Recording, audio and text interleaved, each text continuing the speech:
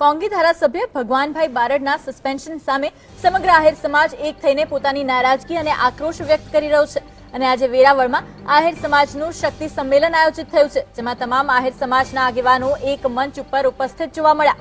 આ સંમેલનના ધારાસભ્ય પદેથી સસ્પેન્ડ થયેલા ભગવાનભાઈ બારડ પણ પહોંચ્યા છે, તો સભા સ્થળે પહોંચતા જ તેમના સમર્થનમાં સૂત્રોચ્ચાર થયા હતા। મહિલાઓ, યુવાનો અને સમાજના આગેવાન, વયોવૃદ્ધ સૌ કોઈ તેમને સમર્થન આપવા આહિર સમાજના શક્તિ પ્રદર્શનમાં સામેલ થયા છે। કોંગી ધારાસભ્ય અમરીશ ડેર અને પ્રવીણ માડમ પણ આહિર સમાજના શક્તિ પ્રદર્શનમાં સ્ટેજ ઉપર જોવા મળી રહ્યા છે। વેરાવળમાં આહિર સમાજનું આજે શક્તિ પ્રદર્શનનું આયોજન કરવામાં આવ્યું, જેમાં કોંગી ધારાસભ્ય અમરીશ ડેર અને પ્રવીણ માડમ પણ શક્તિ પ્રદર્શનના સંમેલનમાં સ્ટેજ ઉપર જોવા મળી રહ્યા છે। સાથે જ મહિલાઓ, યુવાનો સૌ કોઈ તેમને સમર્થન આપવા માટે આહિર સમાજના શક્તિ પ્રદર્શનમાં સામેલ થયા છે। આહિર સમાજના તમામ આગેવાનો એક મંચ ઉપર જોવા મળી રહ્યા છે। લોકોની ભીડ એકત્ર થઈ છે, યુવાનો છે, મહિલાઓ છે, સૌ કોઈ સમર્થન આપવા માટે આહિર સમાજના શક્તિ પ્રદર્શનમાં સામેલ થયા છે। ભગવાન બારડનું સસ્પેન્શન રદ કરવા માટે માંગ કરાશે। પહેલા સ્પીકરે ભગવાનભાઈ બારડને સસ્પેન્ડ કર્યા હતા, તે મુદ્દે આજે સસ્પેન્શન રદ કરવા માટે તેઓ પહોંચ્યા છે। સસ્પેન્શન રદ કરવાની માંગણી કરવામાં આવી છે અને આગામી સમયમાં જો સસ્પેન્શન રદ નહીં કરવામાં આવે તો સમર્થકોએ ચીમકી પણ ઉચ્ચારી છે। ભગવાન બારડના સસ્પેન્શન મામલે આજે વેરાવળમાં શક્તિ પ્રદર્શનનું આયોજન કરવામાં આવ્યું છે। આ સાથે જ આહિર સમાજના આગેવાનો પણ જોવા મળી રહ્યા છે સ્ટેજ ઉપર। ભગવાનભાઈ બારડ જોવા મળી રહ્યા છે, મહિલાઓ અને યુવાનો છે, વયોવૃદ્ધ છે, તેમના સમર્થનમાં હાજર રહ્યા છે। આહિર સમાજના શક્તિ પ્રદર્શનમાં આજે સૌ કોઈ સામેલ થયા છે। જે પ્રમાણે સમર્થકોની ભીડ જોવા મળી રહી છે, આહિર સમાજના જે લોકો છે એક મંચ ઉપર એક સાથે જોવા મળી રહ્યા છે અને સાથે જ આગેવાનો પણ ઉપસ્થિત છે। ભગવાનભાઈ બારડના સસ્પેન્શન રદ કરવા મુદ્દે આજે માંગણી કરવામાં આવશે। તો આહિરોના પ્રભુત્વ વિશે જો વાત કરવામાં આવે તો માણાવદર અને કેશોદ તાલુકામાં 8% જેટલી વસ્તી આહિરની જોવા મળી રહી છે। તો જૂનાગઢ લોકસભા મતક્ષેત્રમાં ગીર સોમનાથ જિલ્લાનો પણ સમાવેશ થાય છે। આ જિલ્લામાં આહિરોનું પ્રભુત્વ જોવા મળે છે, ત્યારે પોરબંદરમાં 8% આહિર મતોનું પ્રભુત્વ છે। તો આ સાથે જ પોરબંદર, મેર, ખારવા, પાટીદાર અને આહિર જ્ઞાતિ સમૂહોની નોંધપાત્ર સંખ્યા પણ જોવા મળે છે। પોરબંદર લોકસભામાં રાજકોટના ધોરાજી, જેતપુર અને ગોંડલ સામેલ છે।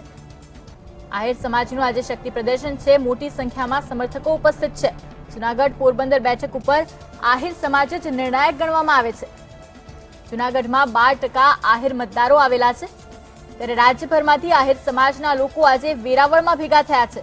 હજારો લોકોની મેદની જોવા મળે છે। માણાવદર અને કેશોદ તાલુકામાં 8% જેટલી વસ્તી આહિરોની જોવા મળે છે।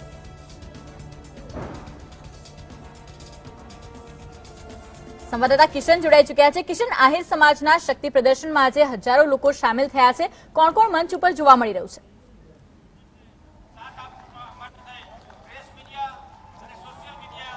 ચોક્કસથી આહિર સમાજે લોકસભા પહેલા સરકાર સામે મોરચો માંડ્યો છે અને આહિર સમાજે પોતાનું જે શક્તિ પ્રદર્શન છે તે સોમનાથ ખાતે યોજ્યું છે। સોમનાથ ખાતેના દ્રશ્યો છે કે જ્યાં આહિર સમાજના જે તમામ નેતાઓ છે તે એક મંચ ઉપર આવ્યા છે અને જે રીતે ધારાસભ્ય ભગવાનભાઈ બારડને સસ્પેન્ડ કરવામાં આવ્યા છે તેને લઈ અને તેમને પોતાનો વિરોધ નોંધાવ્યો છે। આહિર સમાજની માંગ છે કે તેમને તાત્કાલિક ધોરણે તેમનું જે ધારાસભ્ય પદ છે તે યથાવત કરવામાં આવે અને જે રીતે તેમને સસ્પેન્ડ કરવામાં આવ્યા છે તેને લઈને આહિર સમાજમાં આક્રોશ છે।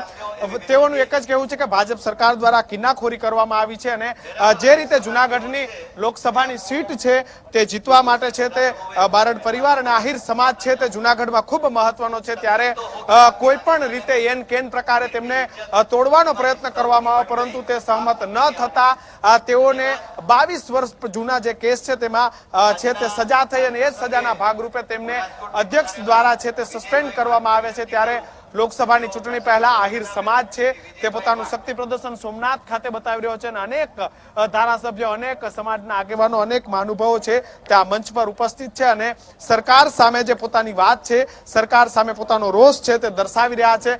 મોટી સંખ્યામાં આહિર સમાજના આગેવાનો એક મંચ પર આવ્યા છે અને વહેલી જ સવારથી જે લોકો છે તે અહીં આવી પહોંચ્યા હતા અને તેમની જે પોતાની માંગ છે, પોતાની જે પણ રજૂઆતો છે તે રજૂઆતો સાથે ભગવાનભાઈ બારડ સમાજને સસ્પેન્ડ કરવામાં આવ્યા છે તે જ વાત સાથે જે તમામ યુવાઓ છે આહિર સમાજના જે લોકો છે તેમની સાથે વાત કરશું.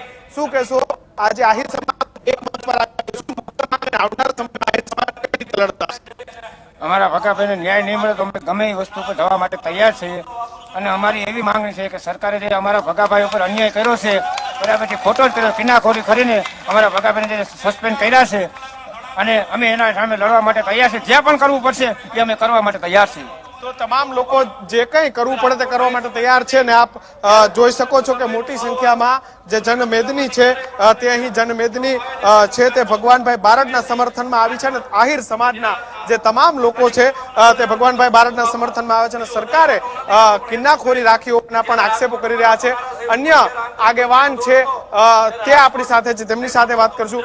શું કહેશો, આજે એક મંચ પર આવ્યા છો, કેમ આહિર સમાજના જેટલા વર્ષ પછી એક મંચ પર આવવાની જરૂર પડે? કારણ કે વર્ષોથી તાલાલા અને જુનાગઢમાં આહિર સમાજનું વર્ચસ્વ છે. આહિર સમાજના ધારાસભ્યોને સસ્પેન્ડ કર્યા એ માટે એના સમર્થનમાં અમે આવ્યા છીએ, અને એનું ચાલુ રાખે પદ એ માટે અમે આહિર સંમેલન બોલાવ્યું છે. અને અમારી જ્ઞાતિના આગેવાન છે, અને આને ચાલુ રાખવા એવી અમારી વિનંતી છે સરકારને.